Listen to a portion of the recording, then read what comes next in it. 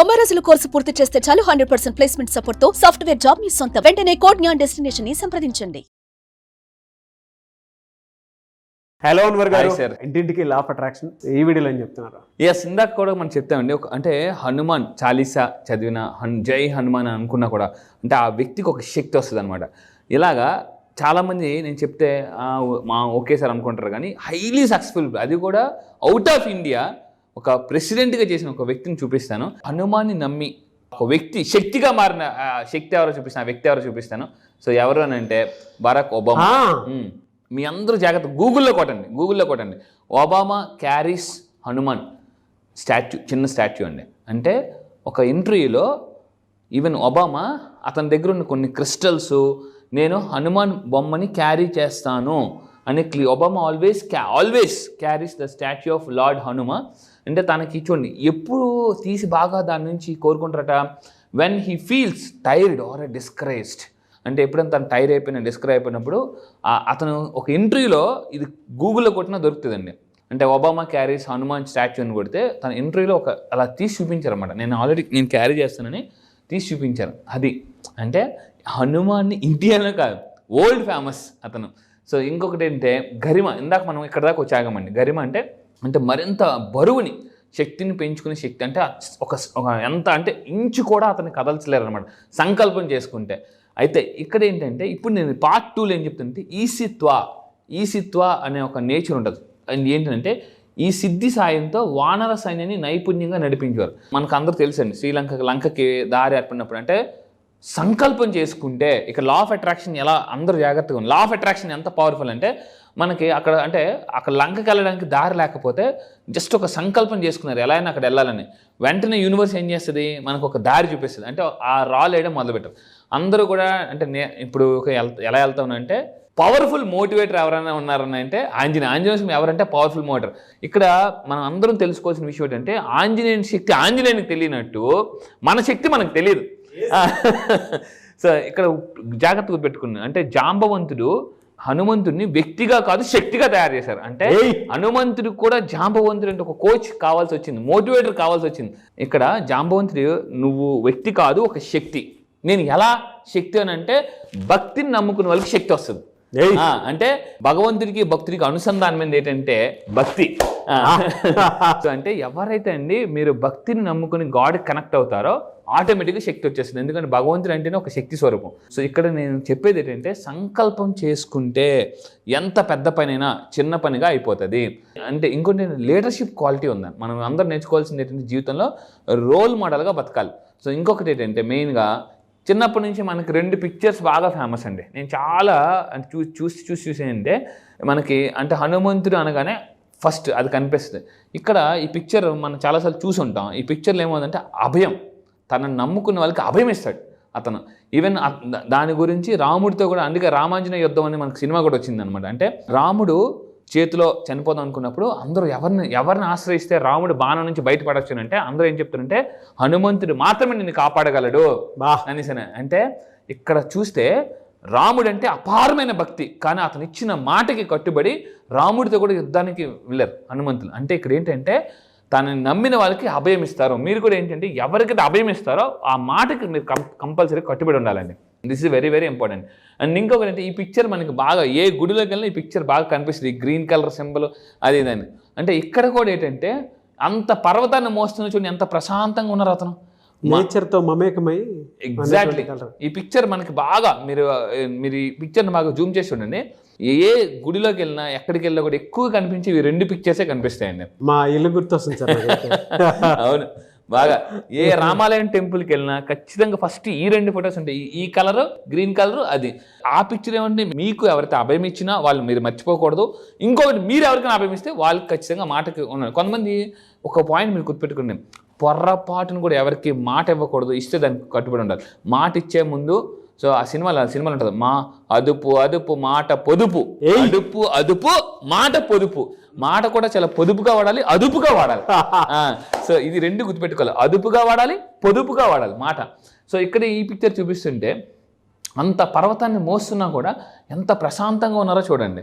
అంటే మనకు కూడా ఎన్ని కష్టాలు ఉన్నా కూడా భగవద్గీత స్థితప్రజ్ఞత ఉన్నట్టుగా అలా ప్రశాంతంగా ఉంటే జీవితం అలా వెళ్ళిపోతుందండి. సో ఇంకొకటి ఏంటంటే ఇంకా ఏం శక్తులు, హడి విద్య. హడి విద్య అంటే ఆకలి దప్పికలు లేకుండా చాలా రోజులు అతను ఉండగలరు. మనకు కూడా అండి అంటే హిమాలయాలు ఇప్పుడు చాలామంది ఋషులు మహర్షులు ఏంటంటే శ్వాసమే కూడా కొన్ని సంవత్సరాలు బతికేస్తుంటారు. సో మనం మెయిన్గా నమ్మాల్సింది ఏంటంటే నేను లక్ష్యం వైపు ఎప్పుడైతే ఫోకస్ పెడతామో ఆటోమేటిక్గా కొంతమంది అందుకే వర్క్ బిజీలు కొంతమంది పడిపోయి అంటే అన్నీ మర్చిపోతుంటూ ఉంటారు. అంటే వాళ్ళంటి వాళ్ళకి యూనివర్స్ కూడా సపోర్ట్ చేస్తుంటుంది అనమాట. కొంతమంది ఎలా ఉంటుందంటే గంట వర్క్ చేస్తే 2 గంటలు రెస్ట్ తీసుకుంటారు, గంట వర్క్ 2 గంటలు రెస్ట్.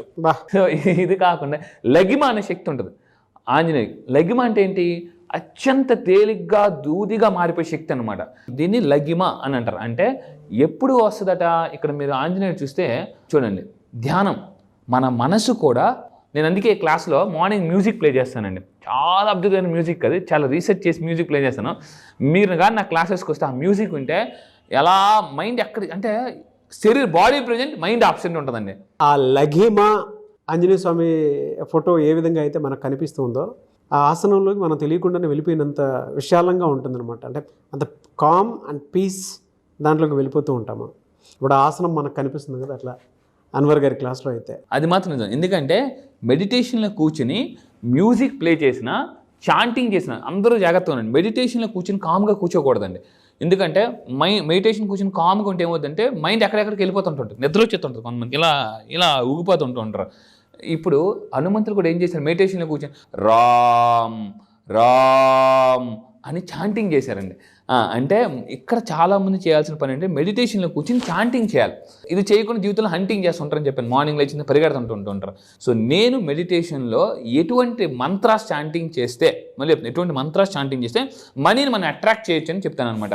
సో ఇలా మనం చేస్తే మనసు ఇక్కడ చూడండి ఎలా అయితే అక్కడ తేలిక అయిపోయారో మన మనసు కూడా తేలిక అవుతుంది. మనసు తేలిక అయిపోయి ఏముందంటే మనకు సొల్యూషన్ దొరుకుతుంది. మా బరువైన, అందుకే నేను ఒక మాట అన్నాను, లా ఆఫ్ అట్రాక్షన్.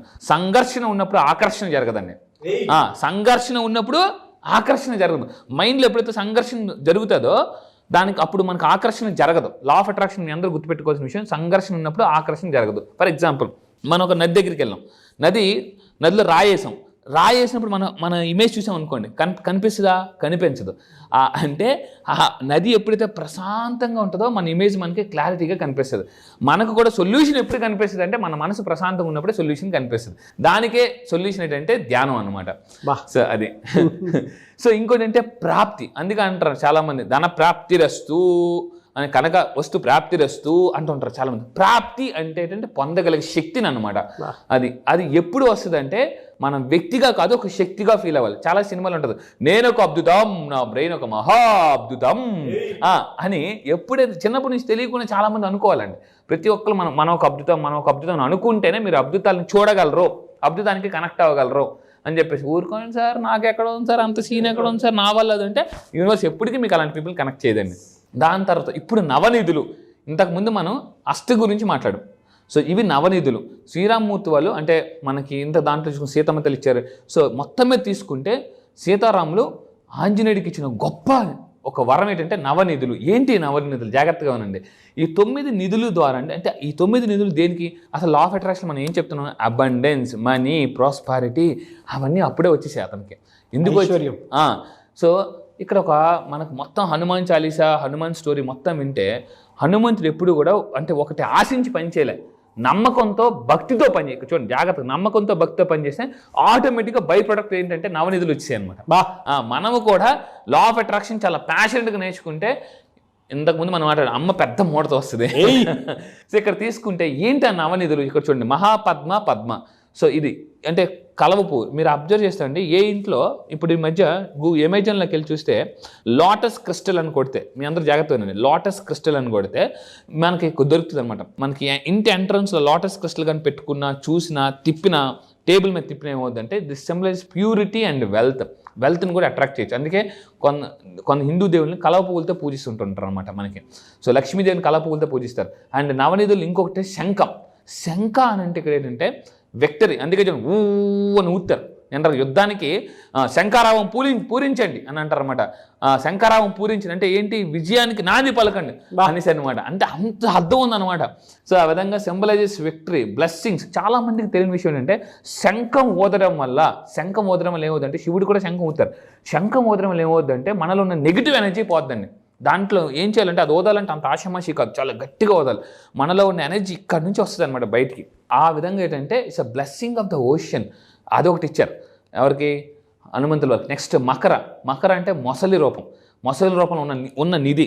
ఇప్పుడు అందరూ చూడండి, చాలామంది తాబేలు ఉంగరం పెట్టుకుంటున్నారు, ఇంట్లో తాబేలు క్రిస్టల్ పెట్టుకుంటున్నారు. ఏదైనా షాపింగ్ మాల్స్కి వెళ్ళినా, బట్టల షాప్కి వెళ్ళినా కంపల్సరీగా అక్కడ తాబేలు ఉంటుంది అనమాట. తాబేలు ఈజ్ అ సింబల్ ఫర్ ఏంటనంటే నిధి, స్టెబిలిటీ. అంటే చాలామందికి ఇన్కమ్ ఒక నెల అమీరు, ఇంకో నెల గరీబ్ అండి. ఒక నెల అమీర్ లాగా వస్తుంది, ఇంకో నెల గరీబ్ లాగా వస్తుంది. అంటే కొంతమంది బిజినెస్లు చేస్తుంటారు, వాళ్ళకి ఎలా ఉంటుంది అంటే ఒక వరాసుకు వస్తే డబ్బు వస్తుంది, ఇంకో 2-3 నెలలు ఏట్రా బాబు అలా ఫ్రస్ట్రేషన్కి వెళ్ళిపోతారు అనమాట.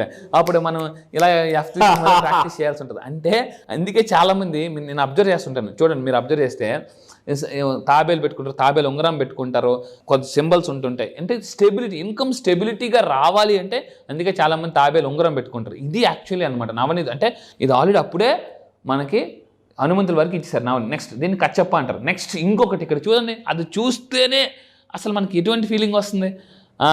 అలాంటివి ఆల్రెడీ హనుమంతుల వారి దగ్గర ఉన్నాయి. ముకుంద అంటే అర్థం ఏంటంటే prosperity and abundance. Next Mukunda and Kunda symbolize purity and beauty. అంటే హనుమంతుల వారిని దగ్గర నుండి చూస్తే అంటే భగవత్ స్వరూపం ఎంత ఒక వచ్చేసి అనమాట, ముఖ వచ్చేసి కానీ తేజస్సు కానీ ఉంటాయి వాళ్ళ దగ్గర.